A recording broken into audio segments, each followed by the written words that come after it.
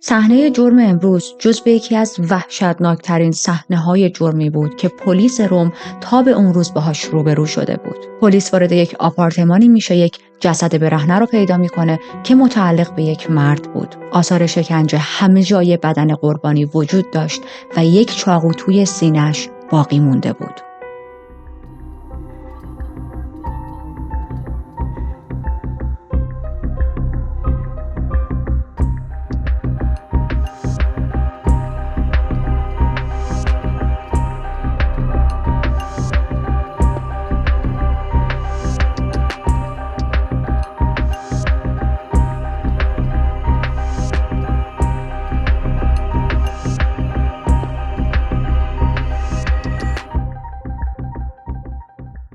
وقتتون بخیر. من ریتا هستم و توی این چنل با هم پرونده‌های جنایی واقعی رو بررسی می‌کنیم. توی کیس امروز ما با 3 تا شخصیت کار داریم که مثل روال همیشگی من دونه دونه وان بای وان کاراکترها رو برای شما توضیح میدم تا بتونید ارتباط عمیق‌تری با هر کدوم برقرار کنید. بریم سراغ شخصیت اولمون. نفر اولی که باهاش کار داریم منوئل فوفوه. منوئل از یک خانواده پولدار بود. پدرش یک تاجر موفق بود که چند تا رستوران داشت و یه دونه هم مرکز آموزش رانندگی توی شهر داشت که خیلی هم معروف بود و همین چیزها باعث شده بود که پدر منوئل رو سرشناس کنه. منوئل خیلی درس خون نبود، به درس خوندن علاقه نداشت، اما مثل خیلی از خانواده‌هایی که به فرزندهاشون فشار میارن تو باید یک راه عالی رو پیش بری و باید اون رشته‌ای که ما میگیم رو بخونی، به اجبار پدرش توی دانشگاه وارد رشته حقوق میشه. اصلاً علاقه نداشت به حقوق، اما مجبور بود این رشته رو بخونه وگرنه پدرش ساپورت مالیش رو برمی‌داشت. همین علاقه نداشتنش به حقوق باعث میشه که توی امتحاناش مردود شه. در نهایت بیخیال درس میشه، به پدرش میگه من نمیتونم حقوق بخونم، من علاقه به درس خوندن ندارم. میشینه این موضوع رو برای پدرش باز میکنه و میگه در عوض دلم میخواد کارآفرین باشم، دلم میخواد من هم مثل تو وارد بیزینس شم و بتونم یک درآمدزایی بکنم، به یک جایی برسم. پدرش قبول میکنه که سرمایه در اختیارش بذاره تا بتونه کار مورد علاقش رو شروع کنه. منوئل با پولی که پدرش داده بود تصمیم داشت روی فوتبال سرمایه گذاری کنه. انقدر امید داشت به اینکه کار و شغل من عالی پیش میره و من یک کارآفرین موفق میشم که اون زمان با یک دختری دوست بود و به دوست دخترش اطمینان داده بود که ببین من به زودی میلیونر میشم و تو رو هم میلیونر میکنم. اما تمام اینا وعده وعید بود. وعده هایی که منوئل اکثر مواقع یا وقتی که های بود به خاطر کشیدن مواد مخدر به دوست دخترش میداد یا وقتی که درانک بود در اثر خوردن زیاد مشروب. توی یکی از همین بارهایی هم که مست داشت رانندگی میکرد، نیروی پلیس دستگیرش میکنه و درایور لایسنسش رو باطل میکنن. این باطل شدن درایور لایسنسش باعث نمیشه که دست از مشروب خوردن بکشه. اون بدون اینکه خودش متوجه شه بی نهایت درگیر مشروب و الکل شده بود و یک اعتیاد شدیدی پیدا کرده بود به الکل. این اعتیاد انقدر شدید میشه که میره پیش پزشک و پزشک یه سری قرص بهش تجویز میکنه که این قرصا رو بخوره، با کمک این قرصا بتونه اعتیادش به الکل رو بذاره کنار. اما خب این قرص ها رو هم خیلی جدی نمیگرفت منوئل، یه جورایی لذت میبرد از اون مشروب خوردنه. به هر حال ما باید منوئل رو همینجا بذاریم و بریم سراغ شخصیت دوم پروندمون، مارکو پراتو. مارکو خانواده خیلی پولدار و مطرحی نداشت، اما خودش مرد خونگرمی بود. خودش از این پسرهایی بودش که همه میشناختنش توی اون شهر. دلیل شناخت و معروفیتش هم به خاطر حضورش توی کلاب‌های مختلف بود. شبی نبودش که برنامه توی یک دیسکو یا نایت کلاب باشه و مارکو از دست بده. توی محافل افراد کویر همیشه شرکت داشت و گرایش خودش هم بایسکشوال بود، یعنی هم به جنس مخالفش علاقه داشت و هم به جنس موافق. وقتی داشتم زمان نوجوانیشو بررسی می‌کردم، پسری بود که اضافه وزن داشت و به خاطر این اضافه وزنش خیلی بولیش می‌کردن، خیلی قلدری براش انجام میدادن و این قلدری‌ها باعث شده بود که خودش هم تبدیل بشه به پسر قلدر مدرسه. اما یه ذره که سنش میره بالاتر به ورزش علاقه پیدا میکنه. با ورزش کردن میتونه به یک تناسب اندامی برسه و این رسیدن به تناسب اندام بهش اعتماد به نفس میده. حالا الان که توی سنین جوانی بود خیلی راحت میتونست با اطرافیانش ارتباط برقرار کنه برخلاف دوران کودکیش و مهمترین دلیلش هم این بود که ظاهر موجه و جذابی داشت. پسر خونگرمی هم بود، از این پسرایی که میشینه راجع به یه موضوع، یک تاپیکی برای شما صحبت میکنه و در نهایت میتونه شما رو متقاعد کنه که شما اون کار رو انجام بدی. میتونست تاثیر خیلی عمیقی روی ذهن افراد بذاره. اما زیر این نمای بیرونی و ظاهری که برای خودش درست کرده بود، افراد میدیدن مارکو یک پسر جذابه، یک پسر خونگرمه و با همه ارتباط خوبی برقرار میکنه. یک سری مشکلات روانی که از سالهای قبل براش به وجود اومده بود پنهان شده بود. مارکو زمانی که خیلی کوچیک بود با مادرش ارتباطش قطع شده بود و نگرفتن محبت از سمت مادرش براش همیشه مثل یک عقده باقی مونده بود. هیچ وقت توی زندگیش نتونسته بود عشق رو از سمت مادرش دریافت کنه و این حفره رو با هیچ چیزی نمیتونست پر کنه. بریم سراغ شخصیت سوممون، لوکا وارانی. لوکا زمانی که خیلی کوچیک بود مشخص نیست بنا به چه دلایلی گذاشته میشه برای فرزند خوندگی و چند وقت بعدش یک خانواده‌ای میان اون رو به فرزندی قبول میکنن. یک خانواده معمولی که به شدت عاشق لوکا بودن و بهش عشق می‌ورزیدن. اون دوران کودکیش توی محیطی بسیار دلسوز بزرگ شد. پدر مادر لوکا همیشه یه حالت دلسوزی بیش از حدی بهش داشتن. ناراحت بودن از اینکه پدر مادر واقعیش لوکا رو گذاشتن که یکی به سرپرستی قبول کنه و لوکا اونجوری که باید و شاید توی دوران کودکیش نتونسته عشق از آدم‌ها دریافت کنه. حالا همش داشتن تلاش میکردن حداقل توی دوران نوجوانی و بزرگسالیش بتونه اون میزان عشق رو از افرادی به اسم افراد خانواده بگیره. وقتی لوکا 14 سالش میشه با یک دختری به نام مارتا آشنا میشه که این رابطه یک رابطه خیلی طولانی مدت و ادامه داری میشه. البته لوکا در کنار مارتا متوجه شده بود که گرایش هایی هم به همجنس خودش داره، یعنی در واقع لوکا هم یک شخص بایسکشوال بود، هم به همجنس خودش گرایش داشت هم به جنس مخالفش.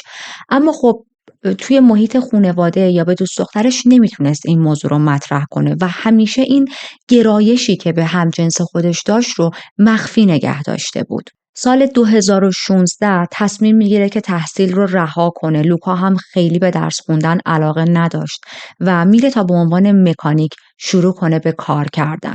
تو فکر این بود که مکانیکی رو خیلی خوب یاد بگیره و بعداً بتونه برای خودش یک گاراژ بزرگی بزنه و خودش حرفه مکانیکی رو جلو ببره.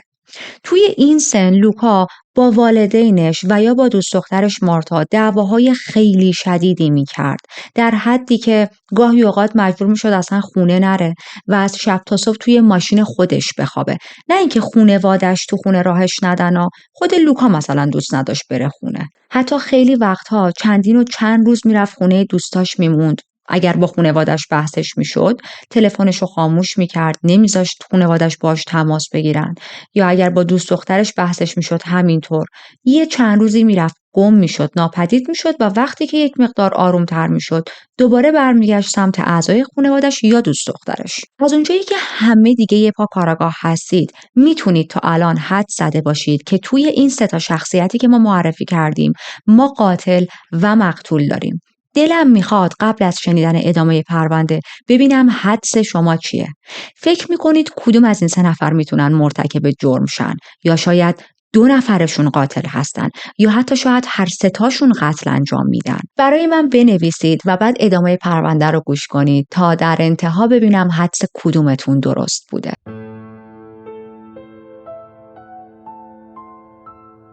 بریم به مارچ 2016، روزی که عموی منوئل از دنیا میره و حالا منوئل همراه با مادر و پدرش باید میرفتن تا کارهای مراسم خاکسپاری و این رسم و رسوم ها رو انجام بدن. پدر منوئل میره دنبالش، سوار ماشین میشه، تو ماشین پیش پدرش میشینه و از لحظه نشستنش پدرش میفهمه که یه چیزی توی منوئل عجیبه، یه چیزی عادی نیست. پسرش مثل هر روز رفتار نمیکنه، نروسه، هی پاشو تکون میده، دستشو تکون میده، هی با لبش بازی میکنه، نمیتونه تو چشمای پدرش مستقیم نگاه کنه. و خب این رفتار عجیب چیزی نبود که هرگز از منوئل دیده باشه. همینطور پدرش روز قبل بارها و بارها با منوئل تماس گرفته بود تا قرار همون روز رو باهاش هماهنگ کنه، اما اون تماس‌های پدرش رو پاسخ نداده بود. اینطوری نبود، منوئل آدمی نبود که تلفن‌های خانواده‌اش رو، تلفن پدرش رو جواب نده. یه جورایی وقتی تماس از پدرش میدید آب دستش بود میذاشت زمین تا این تلفن رو پاسخ بده. پدرش یه ذره بهش فشار میاره، میگه چته، امروز به نظر میرسه سر حال نیستی، چیزی شده؟ و اولش منوئل میگه نه اوکیم، بعد هی سکوت میکرد، توی سکوت‌های عمیق فرو میرفت. پدرش میدونست که منوئل اوکی نیست و یک چیزی رو داره قایم میکنه، بیشتر بهش اصرار میکنه، بیشتر بهش فشار میاره و در انتها منوئل میگه من یه چیزی رو از تو همیشه قایم کرده بودم و اونم اینه که من درگیر مصرف کوکائینم. این چیزیه که من دلم میخواست سالها به تو بگم اما نمیتونستم بگم. امروز هم اگه میبینی حالم خوب نیست به خاطر اینکه اون میزان کوکائینی که باید مصرف میکردم رو نکردم. خب خیلی این حرف برای پدرش عجیب بود. پدرش به معنای واقعی یک لحظه میلرزه. ازش میپرسه الان چون شرمنده شدی داری به من موضوع مصرف کوکائین تو میگی؟ ناراحتی از این اعتیادت و تصمیم داری که ترکش کنی؟ منوئل هیچ جوابی نمیده. پدرش ازش میپرسه چند وقته که داری کوکائین مصرف میکنی؟ و منوئل خیلی با صدای ریز میگه تقریباً 10 سال. خیلی عجیبه، شما به عنوان یک پدر خیلی باید بی احتیاط باشید که 10 سال بچه‌تون داره کوکائین مصرف میکنه و شما هیچ علامتی نفهمیدید، هیچ چیزی ندیدید. مگه میشه؟ اون هم یک پدری که خیلی روی زندگی منوئل زوم بود، خیلی براش مهم بود که این پسر داره چی کار میکنه. درس نمیخونی باید کار کنی، کار نمیخوای بکنی باید درس بخونی، همش منوئل رو چک میکرد. تو چطور نفهمیدی پسر 10 سال درگیر اعتیاده داره کوکائین مصرف میکنه؟ مگه میشه آدم نشونه هایی ببینه و نفهمه؟ مگه میشه کسی که 10 سال درگیر کوکائین نشونه هایی از خودش به جا نذاره؟ اتفاقا این سوال رو خبرنگارها بعدها از پدر منوئل میپرسن، میگن چطوری تو بچت 10 سال داشت مواد مخدر مصرف میکرد و نفهمیده بودی؟ پدرش در جواب به خبرنگارها میگه واقعیت من هرگز متوجه نشدم منوئل درگیر اعتیاده. منوئل به معنای واقعی یک پسر خیلی خوب بود، یک پسر نمونه. من هرگز ازش خشونت ندیده بودم، رفتار عجیب و غریب ندیده بودم. خیلی خود ساخته بود، خود آموخته بود، همه چیز رو سعی میکرد توی مرحله اول یاد بگیره. پسر با ادب و با شخصیتی بود، رفتار شایسته‌ای داشت. حتی ظریف‌هوشیش زمانی که مدرسه میرفت دوران راهنمایی و دبیرستان و ازش تست گرفته بودن، ظریف‌هوشی بالایی داشت، پسر باهوشی بود. خب شماها اگر جای من بودید متوجه این چیزا میشدید. اما به نظر من اینها خیلی توجیه‌های قانع کننده‌ای نیست. باز هم میگم عمیقاً اعتقاد دارم شما اگر به عنوان یک والد باشید کوچکترین تغییرات رو توی فرزندتون متوجه میشید. من فکر میکنم پدر منوئل متوجه شده بود که بچهش درگیر یک اعتیادی هست، اما ترجیح میداد خیلی خودش رو درگیر این موضوع نکنه، خیلی به روی منوئل نیاره. بعضی وقتا یک غروری توی بعضی از پدرها دیده میشه که خیلی هم بیجا و اشتباهه. یه حالتی که من اگر بخوام برم با بچم راجع به مشکلاتش صحبت کنم یا راجع به مسائل جنسی صحبت کنم یا حالا هر چیز دیگه ای که توی بعضی از فرهنگ‌ها خیلی تابو هست، اون غرور و جایگاه بالایی که به عنوان پدر دارم خدشه‌دار میشه. در صورتی که این تفکر کاملا غلطه و به نظر من خانواده‌ها میتونن صمیمی‌ترین دوست‌ها باشن برای فرزندانشون. به هر حال مجدد برگردیم به اون روزی که توی ماشین نشسته بودن و داشتن راجع به این موضوع اعتیاد منوئل به کوکائین صحبت می‌کردن. منوئل به پدرش میگه دلیل رفتار عجیبش اعتیاد به کوکائینه، اما پدرش نمیتونست اینو قبول کنه. اون هم همین دیدگاه ما رو داشت که خب تو که حالا 10 ساله داری کوکائین مصرف میکنی و کسی که 10 ساله درگیر یک اعتیادی هست معمولاً اون شرم و خجالت و حیایی که باید به خرج بده از بین میره توی اون زمینه. خیلی ها حتی نمیذارن به 10 سال بکشه و خیلی زودتر به اطرافیانشون نشون میدن که خب چیه، من درگیر اعتیادم. و در آخر رفتاری که از منوئل میدید رفتار یک آدمی نبود که درگیر اعتیاده و اون موادی که بهش نیاز داره به بدنش نرسیده. منوئل بیقرار بود، منوئل اعصابش خورد بود، استرس داشت، انگار یک چیزی داشت از درون ذهنش رو میخورد، میخواست بیان کنه، نمیتونست و نمیتونست تو خودش هم بیشتر از این نگهش داره. پدرش بهش میگه من میدونم موضوع هر چیزی که هست فراتر از مصرف کوکائینته و لطفاً با من صادق باش، به من بگو چی شده منوئل. منوئل یک مقدار مکث میکنه و به پدرش میگه ما جون یکی رو گرفتیم. We've taken a life. پدرش اسمش والتر بود، من نمیدونم در طول کیس بهتون گفتم یا نه. والتر به جای این که الان ماشین رو روشن کنه و بره سراغ بقیه مراسم خاکسپاری برادرش، خب اصلا چون هدف همین بود دیگه، بیخیال این برنامه میشه، گوشیشو بر میداره، با یک وکیل خیلی خوبی که سراغ داشت تماس میگیره و بهش میگه که باید بیای با پسر من صحبت کنی، پسر من یک جرمی انجام داده که من تنهایی از پس این موضوع بر نمیام. این وکیل خیلی وکیل کاردرستی بود و اون زمان هم داشت روی کیس یک زوجی کار میکرد به اسم زوج اسیدی که اگر فرصت باشه من حتما پرونده این زوج رو هم براتون کاور میکنم. وکیل میاد، چند ساعت بعد میرسونه خودش رو پیش منوئل، باهاش صحبت میکنه و بعد از چندین ساعت حرف زدن وکیل بهش پیشنهاد میده ببین جنایتی که تو مرتکب شدی و جون یک نفر دیگر رو گرفتی همراه با یک آدم دیگه، بهترین راه تو اینه که خودت بری پیش پلیس و اعتراف کنی، بریم یک اعترافنامه پر کنیم و اینجوری شاید تو حکم کمتر و پایین تری بگیری، چون دیر یا زود پلیس میاد سراغت و اگر خود پلیس این قتل رو کشف کنه وضعیت توی دادگاه خیلی بدتر میشه. این کار رو میکنن، میرن پلیس استیشن، منوئل استیتمنت پر میکنه، اعتراف میکنه به قتلی که کرده در حالی که پلیس اصلا انتظار نداشت همچین چیزی رو بشنوه. محل وقوع جرم رو میگه، بعد از ظهر بود، نیروی پلیس خودش رو به اون لوکیشن میرسونه، وارد یک آپارتمانی میشن و طولی نمیکشه که خیلی سریع به یک جسد میرسن، جسدی که آشولاش شده بود، جسدی که مشخص بود بارها و بارها کتک خورده، مورد ضرب و شتم با لوازم مختلف قرار گرفته، روی تخت افتاده بود، یه کاپشن مانندی روش کشیده بودن، ولی واقعا وضعیت جسد خیلی افتضاح بود. چیزی که نیروهای پلیس رو خیلی شاک میکنه این بودش که یه چاقو همینجوری تو سینه این جسد باقی مونده بود. جسد متعلق به لوکا بود، یکی از کاراکترهایی که ما اول کیس راجبش صحبت کردیم. منوئل رو بلا فاصله دستگیر میکنن، اما میفهمن که منوئل تنها نبوده و منوئل و مارکو با هم این جنایت رو انجام دادن.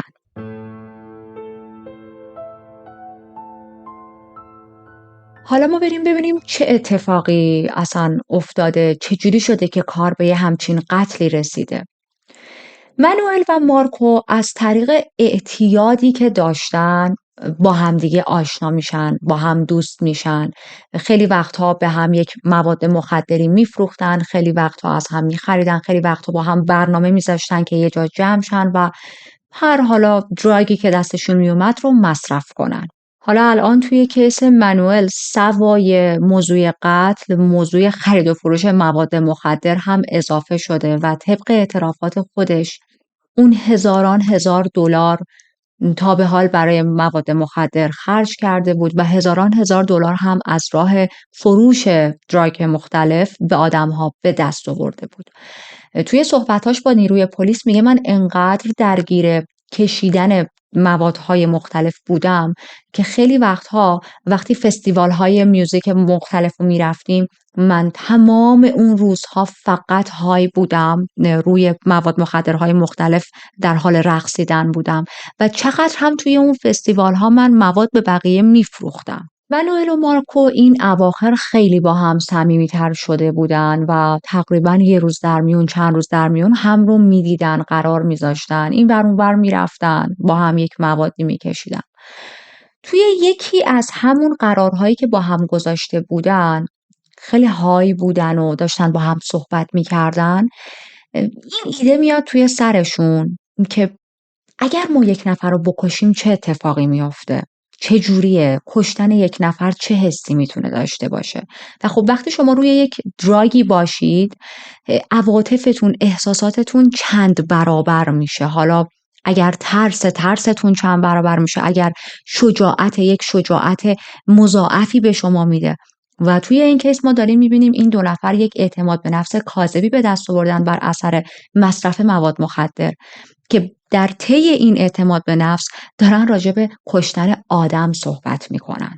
این تاپیک قتل انقدر برای این دو نفر جذاب بود که کل اون روز فقط و فقط داشتن راجع به این موضوع صحبت میکردن. فرداش میشه و وقتی که باز با هم شروع میکنن ادامه صحبت، میبینن که هنوز هم این میل به کشتن درونشون هست، هنوز هم دلشون میخواد که قتل رو توی زندگیشون امتحان کنن.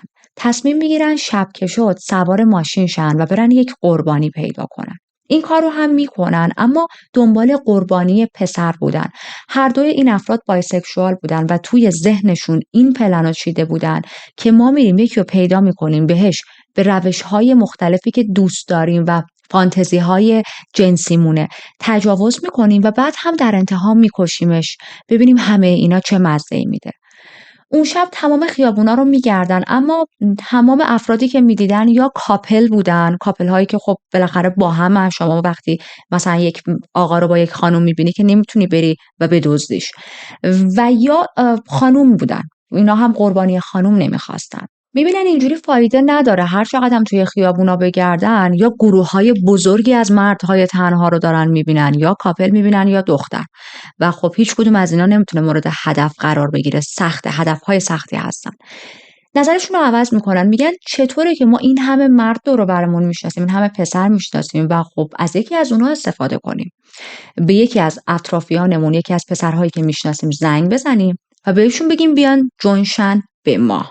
همین کارو هم میکنن، میرن خونه، صدای موزیک رو زیاد میکنن و شروع میکنن با افرادی که تو ذهنشون داشتن تماس گرفتن، میگن که ما یک پارتی کوچیک و خلوت گرفتیم، چند نفر بیشتر نیستیم، حالا در صورتی که فقط 2 نفر بودن، و بیا ملحق شو به ما.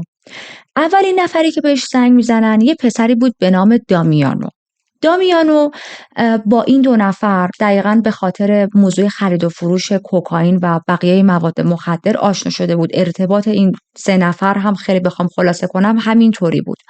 اما یه ذره دل خوشی از این 2 نفر نداشت، چون یه بار چند وقت پیش کارت اعتباریشو دزدیده بودن و یواشکی با کارت اعتباریش خرید کرده بودن، اونم خرید کوکائین. این موضوع برای دامیانو دردسر درست کرده بود و با وثیقه از زندان آزاد شده بود. سر همین اصلا دلش نمیخواست با این 2 نفر صحبت کنه. خب توی همون اوایل تماس تلفنی به این دوتا میگه که نه، من هیچ علاقه ای ندارم به پارتی شماها بیام، شماره منو از گوشیتون پاک کنید و دیگه به من زنگ نزنید.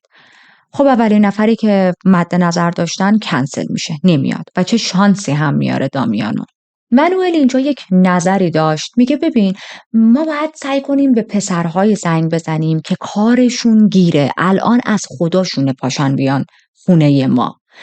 همینجوری که داشت توی ذهنش برنامه ریزی میکرد، یاد یک اسمی میفته، یک پسری به اسم الکس قبلا یک بوکسور بود، ورزشکار خیلی حرفه‌ای بود، اما متاسفانه درگیر اعتیاد میشه و همین میشه که اصلا کلا زندگیش از این رو به اون رو میشه. ورزشش رو کامل میذاره کنار، اعتیادش هر روز به مواد مخدر بیشتر میشد و حتی از سمت خانواده‌اش هم طرد میشه. الکس اون روزها علنا یک آقای بی خانمان بود، یک کسی بود که توی خیابون‌ها میخوابید، توی تونل ها، زیرزمین ها، جاهایی که افراد بی خانمان زندگی میکنن زندگیشو میگذروند.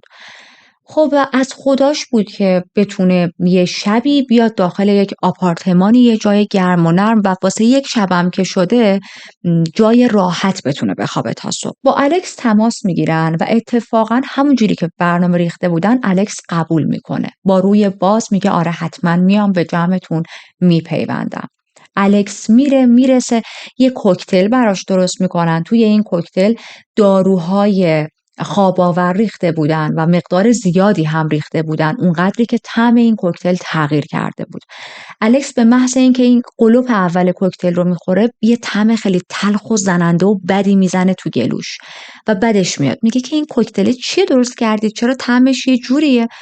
و بهش میگن که اون یه کوکتل معمولیه، احتمالاً خب مشروب زیاد برات ریختیم، استرانگ شده و داره طعمش تو گلوت میزنه. به هر حال الکس میگه نه، من دلم نمیخواد بخورمش، من مشروب نمیخوام و میذارتش اونجا، این کوکتل رو نمیخوره.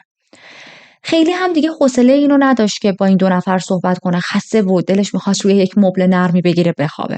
میگه من همینجا رو مبل میخوابم، شما حالا میخواید پارتی کنید، هر کاری کنید، یا اگر میخواید برید تو اتاق خواب خودتون بخوابید، من روی مبل راحتم. رو مبل میخوابه، چششو میبنده و چند دقیقه بعد متوجه میشه که مارکو داره بدنش رو لمس میکنه، داره بهش دست میزنه و تلاش داره که باهاش رابطه جنسی برقرار کنه. الکس خیلی وحشت میکنه، احتمالاً الکس بایسکشوال یا گی نبوده. سریع پا میشه، مارکو رو میزنه عقب، فریاد میزنه، میگه داری چی کار میکنی؟ و مارکو هم یهو خیلی استرس میگیره، میترسه، میگه قصد بدی نداشتم، گفتم شاید خوشت بیاد. الکس خیلی عصبانی میشه و در نهایت لباساشو بر میداره، کاپشنشونا رو بر میداره و از در میزنه بیرون. خب این بار هم تیرشون به سنگ خورده بود و اصلا قرار بود برنامه جور دیگه‌ای پیش بره، کلاً یه جور دیگه پیش رفته بود. قرار بودش که اون کوکتل رو بخوره، بیهوش شه، ولی نخورده بود. برای همینم نتونسته بودن بهش تجاوز کنن یا هر بلای دیگه سرش بیارن. باز منوئل و مارکو میگن چیکار کنیم چیکار نکنیم. یهو لوکا میاد توی ذهنشون. مارکو میگه من یکی رو میشناسم اسمش لوکاه و اگر که ما بهش بگیم بیا اینجا میخوایم پارتی بگیریم و این داستانا نمیاد، ولی اگر بهش یک پولی پیشنهاد بدیم در ازای پول رابطه جنسی برقرار میکنه. من چندین بار از اطرافیان شنیدم که بهش چندین یورو پیشنهاد دادن و اون رفته باهاشون سکس کرده. پیش خودشون میگن به امتحانش میارزه. حالا فوقش هم ما زنگ میزنیم بهش میگیم بیا با هم سکس داشته باشیم، تریسام کنیم، یه پولی هم در ازاش بهت میدیم، اونم رد میکنه دیگه نه خانی رفته نه خانی اومده. با لوکا تماس میگیرن، بهش میگن اگه امشب بیای با ما بگذرونی ما بهت 100 یورو میدیم و در کمال تعجب، در حالی که اصلا انتظارشو نداشتن، لوکا قبول میکنه. چند دقیقه بعد لوکا میاد با آپارتمانشون. این پیامی که برای لوکا فرستادن توی 4 مارس توی واتساپش ثبت شده. لوکا وارد میشه و خب اولاش بهش میگن که اینجوریه، باید با ما دوتا هر ستامون با هم باید سکس داشته باشیم. لوکا قبول میکنه و یه مشروبی درست میکنن. در واقع برای هر ستاشون مشروب درست کرده بودن، اما ما میدونیم توی مشروب لوکای قرص خواب آور ریختن مقدار زیاد و برای خودشون نریختن. چرس میزنن، مشروباشون رو میخورن و لوکا دقیقاً چند دقیقه بعد از اینکه مشروبش رو تموم میکنه یه حال بدی بهش دست میده. احساس میکنه گیجه، احساس حالت تهوع بهش دست داده بود. توی این مرحله این 3 نفر لباساشون رو درآورده بودن، برهنه شده بودن، ولی هنوز رابطه جنسی برقرار نکرده بودن. هنوز در حد همون تاچینگ و فلرتینگ بودش ارتباط بینشون. ولی حال لوکا خیلی بد شده بود. میگه من حالم بده، من احساس میکنم دارم بالا میارم. میره توی اتاق خواب اصلی، مستر روم، که بره وارد دستشویی اونجا بشه و یه مقدار آب به صورتش بزنه که همونجا مارکو از پشت بهش حمله میکنه. خب این رو هم در نظر بگیرید لوکا الان یک عالمه قرص خواب آور خورده و نمیتونه ریاکشن های تند نشون بده، بدنش شله، نمیتونه خیلی چیزها رو تجزیه تحلیل کنه. مارکو میتونه بهش غلبه کنه. وقتی که پزشکی قانونی داشت جسد لوکا رو بررسی میکرد، میگه موردی که ما توی لوکا داریم میبینیم، مدلی که به قتل رسیده، جزو فجیع ترین مواردیه که من توی این همه سال کار کردنم توی حرفم دیدم. لوکا بیشتر از 100 تا ضربه چاقو خورده بود. یعنی 100 تا ضربه چاقو رو دکترها مطمئن بودن، بیشتر از اونو دیگه نمیتونستن نامبرشو بگن. بدنش واقعا تیکه تیکه شده بود. بعد به جز ضربه های چاقو با یه سری اشیای دیگه مثل چکش هم بهش ضربه زده بودن. حتی یه کار وحشتناک دیگه کرده بودن. این 2 تا پسر تارهای صوتی لوکا رو قطع کرده بودن و از نظر پزشک دلیل انجام این کار این بود که لوکا اگر 1% به هوش اومد نتونه فریاد بزنه. یعنی شما ببینید میزان وحشیگری توی این پرونده چقدر بالاست. اصلا چجوری لوکا میخواد بعد از این همه ضربه‌ای که بهش وارد شده زنده بشه و فریاد هم بزنه؟ این موضوع رو هم در نظر بگیرید. مارکو و مانوئل به شدت های بودن، به شدت مواد مخدر مصرف کرده بودن.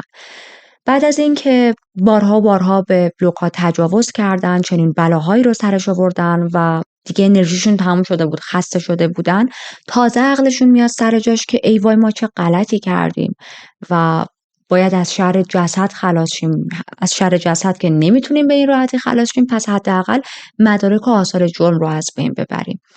لباسای لوکا رو برمیدارن، سعی میکنن یه ذره اون صحنه رو تر و تمیز کنن، لوازم خودشون رو بردارن، ولی شما ببینید چقدر این 2 نفر های هستن که فراموش میکنن چاقویی که باهاش این همه بار ضربه زدن به لوکا رو و الان وسط شکم لوکا مونده بردارن. خیلی عجیبه. با یک عالم لباس و ملافه های خونی که توی یک کوله پشتی کرده بودن، از در آپارتمان میزنن بیرون. این کوله پشتی توی یه قسمتی بود مثل زباله‌دونی، اونجا پرت میکنن و هر کدوم میرن خونه خودشون. در رابطه با این آپارتمان هم بهتون بگم یا مانوئل یا مارکو یکیشون سوای این که با خانواده‌اش زندگی میکرده، خونه مجردی هم داشته. این آپارتمان یکی از این 2 نفر بوده، اما توی منابع واضح ننوشتن که دقیق آپارتمان متعلق به کدومشون بود. از این طرف مارتا دوست دختر لوکا یک دوست دختر خیلی قدیمی داشتن، اینا چند سال با هم تو رابطه بودن دیگه.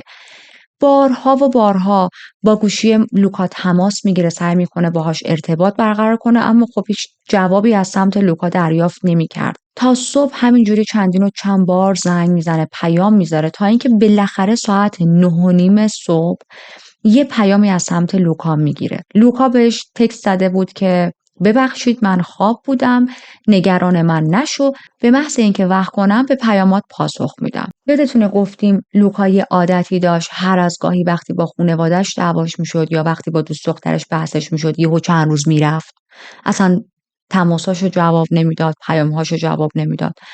برای همین از نظر دوست دخترش هم خیلی این پیام چیز عجیبی نیومد، اینکه چندین ساعت از شب قبل جواب نداده تا الان که 9:30 صبح. پیش خودش میگه احتمالاً دوباره سر یه موضوعی با پدرش دعوا شده، با خانواده‌اش بحثش شده، با مادرش، و دلش میخواد یک زمانی رو برای خودش داشته باشه. اما در واقع ما میدونیم مارکو و مانوئل کسایی بودن که گوشی لوکا رو برداشته بودن و داشتن به دوست دخترش مارتا پیام میدادن. لوکا اینجا مرده بود. نکته عجیب دیگه توی این کیس اینه که بعد از این قتل این 2 نفر یه چند ساعت از خونه میزنن بیرون، یه ذره بادی به کلشون بخوره، بعد با هم تماس میگیرن، میگن که ما باید همو ببینیم، باید راجع به این موضوع با هم صحبت کنیم، راجع به این که ما یک نفر رو کشتیم. دوباره تو همون آپارتمان با هم قرار میذارن، اونجا همون میبینن. این دیدار منجر میشه به یک رابطه جنسی، با هم دوباره رابطه جنسی برقرار میکنن و بعدش تصمیم میگیرن برن به یک بار محلی، اونجا بشینن مشروب بخورن و حالا مجدد راجع به این گندی که بالا آوردن صحبت کنن. حال هر دوشون بد بود، خیلی ترسیده بودن، خیلی استرس داشتن. مارکو در حالی که لیوان مشروبش دستش بود به مانوئل گفتش که من نمیتونم با این موضوع تا آخر عمرم زندگی کنم، اینکه زدم یه نفر رو کشتم، وقتی بهش فکر میکنم حالت تهوع میگیرم و من قطعا جون خودم رو خواهم گرفت. و هی این حرف رو تکرار میکرد، مدام میگفت که حال من بده، نمیتونم باور کنم یه نفر رو کشتم و من باید جون خودم رو هم بگیرم. تازه الان عذاب وجدانه داشت میومد سراغشون. مارکو برای اینکه به مانوئل نشون بده واقعا حرفش جدیه، واقعا تصمیمش رو گرفته، میره یه اتاقی توی یه هتل میگیره و میگه من توی همین اتاق، توی این هتل جون خودم رو میگیرم و تو اگر دیدی بعد از چند روز خبری از من نیست، نیروهای پلیس رو خبر کن، به خانواده‌ام بگو. این کار رو هم میکنه، واقعا میره وارد اون هتل میشه، چند تا داروی خواب آور میخوره، یک مقدار مواد مخدر مصرف میکنه، یه آهنگ غمگینی میذاره، صداشو بلند میکنه، آهنگ رو میذاره روی ریپیت، این موزیک هی تکرار میشد و یک نامه خداحافظی هم برای خانواده‌اش مینویسه. توی این نامه خودکشی خداحافظی نوشته بود که مامان و بابا دوستتون دارم و همیشه هم دوستتون داشتم. هیچ کینه و عصبانیتی ازتون ندارم. همیشه عشق از سمت شماها توی دل من بوده. حالم خیلی بده. از خودم بدم میاد. شایدم همیشه از خودم متنفر بودم. اما چیزهای وحشتناکی رو درون خودم کشف کردم که نمیتونم باهاشون توی این دنیا کنار بیام. من کارهای وحشتناکی کردم که ادامه زندگی رو توی این دنیا واسم دردناک میکنه. شماها اصلا مسئول گناهان من نیستید. هیچ ریسپانسیبیلیتی ندارید بابت کارهایی که من کردم و لطفاً خودتون رو آزار ندید. شماها نباید توی اشتباهات من شریک بشید. سعی کنید آروم باشید، همدیگر رو دوست داشته باشید، مراقب هم باشید و هیچ وقت توی زندگیتون به خاطر اشتباهات من احساس گناه نکنید. از اون طرف هم منوئل برگشته بود خونه مادر و پدرش، نشسته بود توی اتاق، داشت یه نخ سیگار میکشید و تمام مدت داشت اتفاقات رو توی ذهنش مرور میکرد. منوئل دلش نمیخواست جون خودش رو بگیره، اما از طرفی هم نمیتونست با این موضوع کنار بیاد که ما شب قبل یک نفر رو به بدترین شکل ممکن به قتل رسوندیم.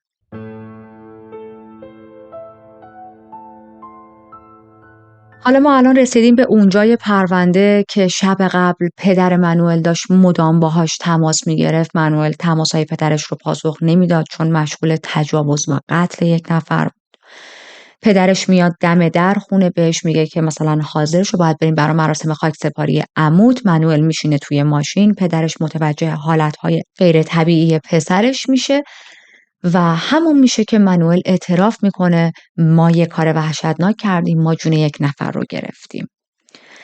الان رفتن پیش نیروی پلیس، اعتراف کردن، پلیس دستگیرشون کرده و این رو هم فهمیده که منوئل به تنهایی این قتل رو انجام نداده دیگه، مارکو هم دخیل بوده. وارد اون هتلی که مارکو به منوئل گفته بود من توی اون هتل میخوام خودکشی کنم میشن و میبینن که مارکو بیجون افتاده روی زمین. مارکو کاملا بیحال نبود، خواب و بیدار بود.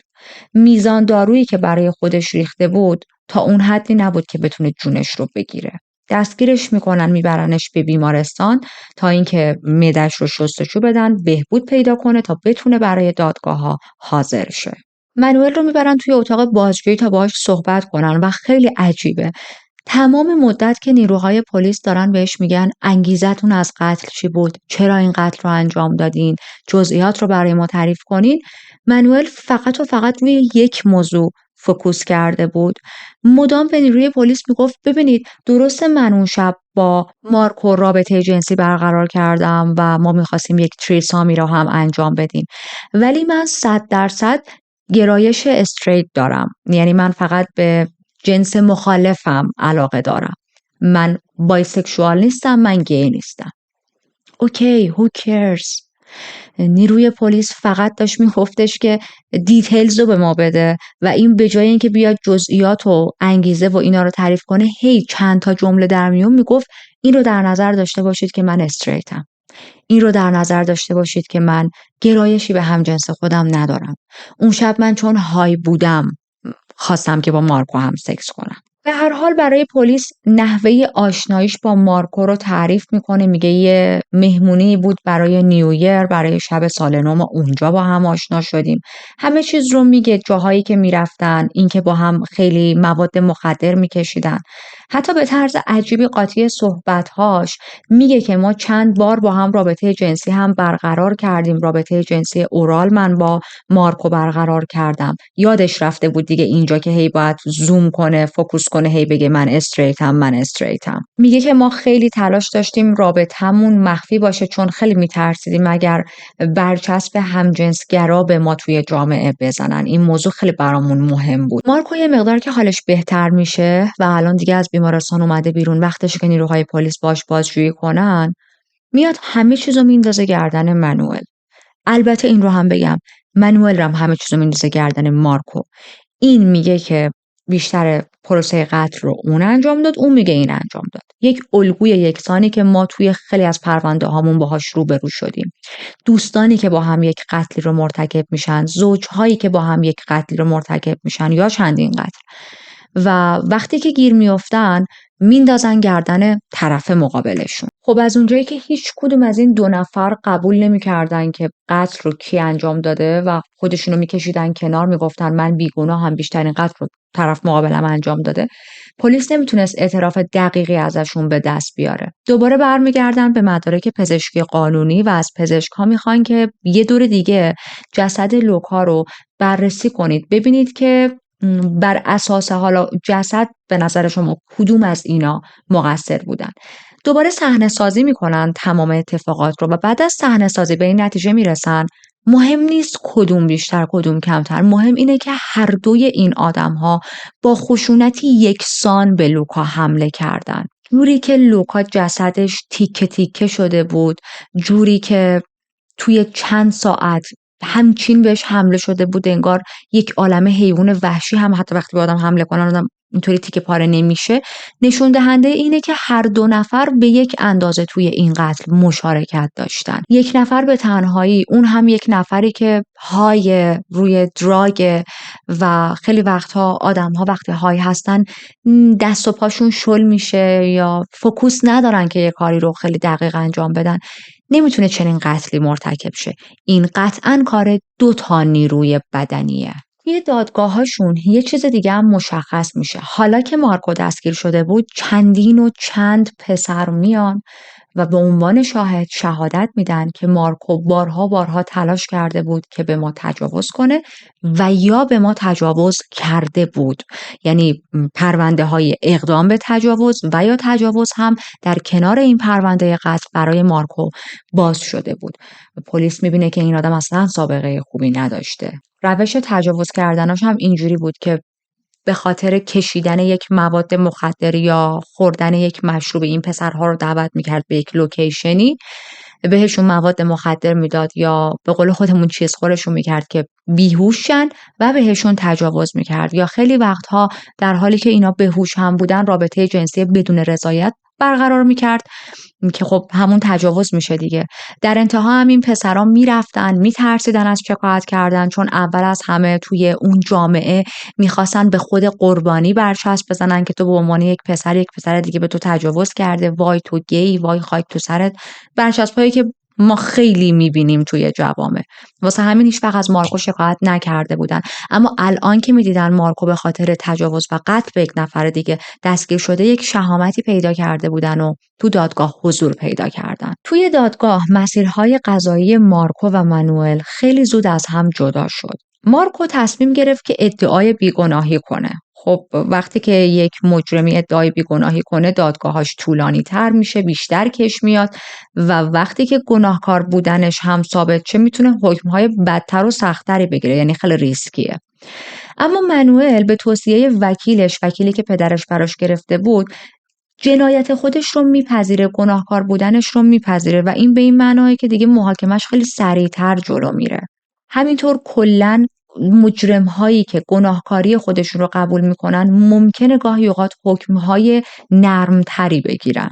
همین اتفاق هم میفته. سال 2012 به مانوئل 30 سال حبس میدن. اگر که گناهکاری خودش رو قبول نمیکرد قطعاً حبس ابد میگرفت، حالا یا با امکان آزادی مشروط یا بدون امکان آزادی مشروط، ولی حبس ابد رو شاخش بود. 30 سال حکم بهش میدن و اما از اون طرف مارکو درگیر یک عالمه دادگاه‌های طولانی شده بود چون میگفت که من بیگناهم. توی همین دادگاهاش هم بود و یک پچ‌پچ‌هایی بود که قاضی قطعاً میخواد بهش حبس ابد بده که یه شب قبل از اینکه اصلا حتی وارد زندان بشه توی سلولش خودش رو حلق‌آویز میکنه و جون خودش رو میگیره. بعد از پروسه دادگاه‌ها والدین لوکا خیلی غمگین بودن و من تا همین چند وقت پیش هم که داشتم بررسیشون میکردم هنوز هم غمگینن، از اندوه از دست دادن پسرشون نتونستن بیان بیرون، نمیتونن این رو درک کنن که چه چیزی باعث شد تا مانوئل و مارکو چنین کاری رو با بچه‌شون بکنن. خانواده لوکا توی چند تا مصاحبه به خبرنگارا گفتن پسر ما خیلی لایف استایلش فرق میکرد، پسر ما پسر خیلی خوبی بود، اصلا سبک زندگیش به این 2 نفر نمیخورد. ما خیلی تعجب میکنیم که چجوری اصلا این 3 نفر با هم آشنا شدن. اما خب چیزیو که ما میدونیم و خانواده لوکا ازش خبر نداشتن و یا اینکه همچنان هم تلاش داشتن انکارش کنن این بود که لوکا یک سرکوبگری شدیدی توی خودش داشت. اون همین که نمیتونست میل جنسیش رو نشون بده، نمیتونست به اطرافیانش بروز بده، نشون بده که من بایسکشوال هستم. و شاید اگر با خانوادش راحت بود، شاید اگر با اطرافیانش راحت بود، باعث میشد که کارش به همچین جایی نکشه، باعث میشد که در ازای دریافت پول نخواد سکس با دیگران انجام بده، نخواد مخفی کاری بکنه. وقتی آدم با اطرافیانش بتونه راحت راجع به گرایش‌هاش صحبت کنه، خطر و ریسک هم توی زندگیش خیلی کم میشه. و این محیطی که ما ازش صحبت میکنیم، محیط راحت رو لوکا نداشت با خانوادش، حتی با دوست دخترش. پرونده لوکا وارانی به اتمام رسید. پرونده‌ای که 2 پسر وقتی که داشتن کوکائین مصرف میکردن و به شدت الکل میخوردن، درانک و های بودن، یه روز تصمیم میگیرن که قتل رو امتحان کنن، ببینن هیجان قتل چجوریه. این تصمیم تبدیل میشه به خیال پردازی و این خیال پردازی ها فراتر از کنترلشون میره جلو، میرسه به یک قتل واقعی، گرفتن جون یک انسان. حرفهایی که در ابتدا شوخی بود، بعد جدی شد، بعد انجامش دادن. یکی از وحشیانه ترین قتل ها رو در تاریخ روم رقم زدن و جون یک آدم گرفته شد به همین راحتی. ممنون که با یک ویدیوی دیگه با من همراه بودید. اگر پرونده رو دوست داشتید حتما لایک کنید. اگر دوستانی دارید که به پرونده های جنایی علاقه دارن، خوشحال میشم چنل رو بهشون معرفی کنید. و در انتها اگر بار اول این ویدیو رو از من میبینید، یادتون باشه که دکمه سابسکرایب رو بزنید. زنگوله کنارش رو هم روشن کنید تا از ویدیوهای من موقعی آپلود شدن با خبر بشید. مراقب خودتون باشید تا پرونده بعدی.